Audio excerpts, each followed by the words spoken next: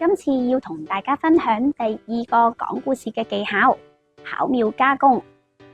要吸引小朋友聽故事，家長講故事嘅技巧係非常重要㗎。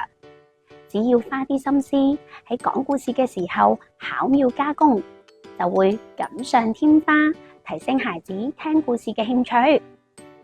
例如講故事時，家長可以用唔同聲調及語氣扮演唔同嘅角色。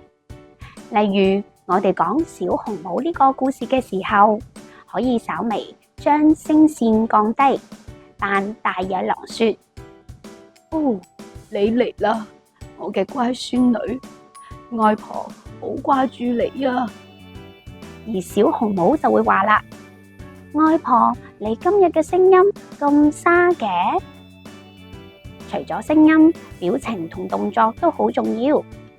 例如故事講到小紅帽見到大灰狼時，家長可以瞪大眼睛，扮演驚慌嘅表情，又可以加插一啲聲效，例如拍門聲同埋動物嘅叫聲，呢啲都可以令故事更生動有趣。